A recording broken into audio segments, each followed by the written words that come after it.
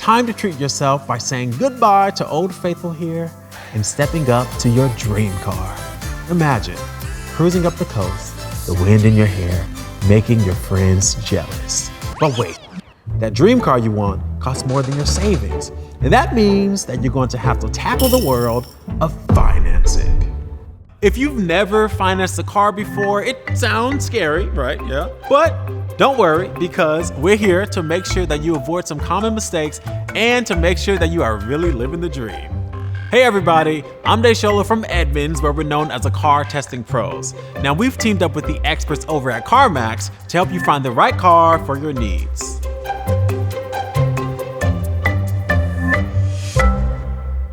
They say a dream with a date is a goal with steps is a plan, and backing those steps with action is how you make your dreams come true.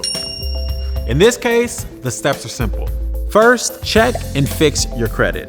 Next, be realistic about what kind of car you're gonna buy. Then, think about how much you can afford each month. Think about reliability and extended service plans. And finally, there's insurance. If this feels like information overload, don't worry, because we're gonna break it all down for you, starting with credit. We get it, you got that first paycheck and you wanna rush out and spend it. But take a deep breath and start your plan early by checking your credit. And when we say check it, we mean check it months before you're actually ready to buy. That's because your credit score will directly impact your interest rate, which affects your monthly payment. And you don't want to find your dream car only to have the dealer slap you with a crazy interest rate. The good news is that it doesn't have to cost a dime because you can get a free credit report every single year. It's simple, and you can see how by checking out this link. If your report comes back at 661 or above, good news, you're already in good shape and you'll probably get a pretty good interest rate on your loan. But if you're below that, especially if you're below 600 in the subprime area, it's worth sticking it out with Old Faithful a little longer until you can repair your credit. That means paying your credit cards on time and keeping the balances low. Now, do not open up any new credit cards and make sure you pay off everything and anything you're behind on. Once you establish a good track record, the score will start to come up. Now, if your credit score is really low, like below 500, then you're probably gonna need a cosigner. But if you can, just keep on driving Old Faithful until your credit score goes up. And yeah, we know, financial prudence isn't the fun part about buying a car, but the payoff is a lower monthly payment or an even nicer car.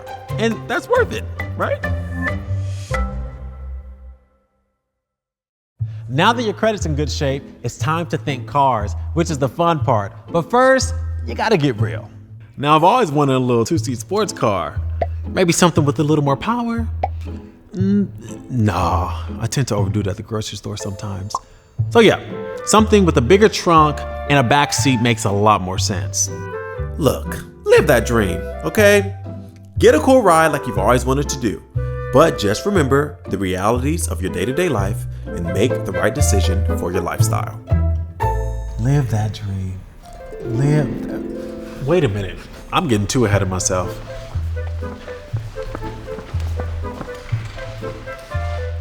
All right, so if you need any help deciding what's best for you, we've got your back at this link.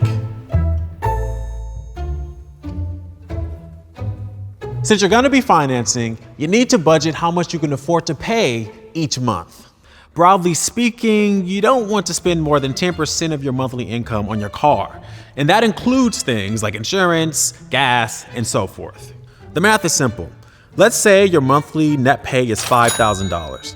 10% of that is $500, and man, that buys you a lot of car, right? But remember, that's gonna cover not just the car payment, but also your insurance and gas. And suddenly, the amount left over for the actual car is quite a bit less. Also, that 10% is just a guideline. It's not a universal law. So if you have higher payments somewhere else, then that percentage may be a little lower. Or if you're otherwise super frugal, that percentage may be a little higher. Listen, nobody knows your financial situation better than you do, but most importantly, just be honest with yourself. Nobody wants their car to be in the shop all the time, and reliability is a key consideration when you're buying. So, there are two ways to avoid those problems down the line. Reliability. One is just to buy a car that is so reliable that an extended service plan isn't needed.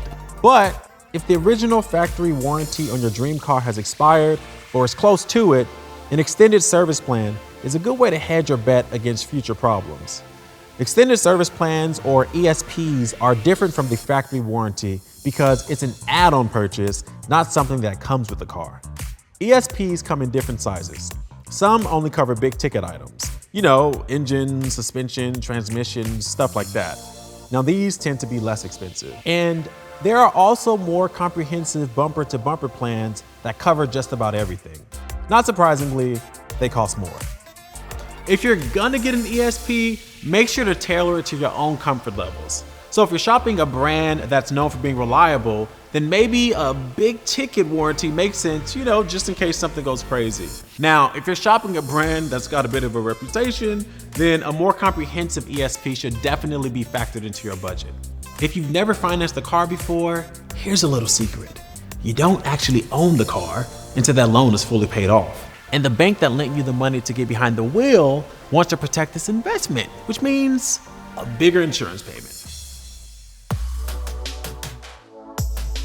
You already have liability insurance, but your lender is going to require that you add collision and comprehensive insurance. Liability only pays for the other car's damage if you cause an accident. Collision, well, that's pretty self-explanatory, right? It covers expenses to repair your car in case of a crash, regardless of who's at fault. Now, comprehensive insurance covers damage from pretty much anything else, like vandalism, storm damage, or hitting an animal.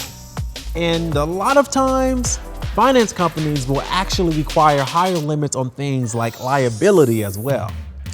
Yes, prepping to finance a car it's kind of dull. Getting your financial house in order is kind of like the eat your veggies part of buying a car. But just how eating those veggies helps keep your body healthy, planning before you buy can also help keep your finances healthy in the long run and let you live that dream. So what's your dream car? Sound off in the comments down below. Don't forget to like and subscribe and click the link down below for an in-depth article. Thank you so much for watching, and we'll see you guys next time.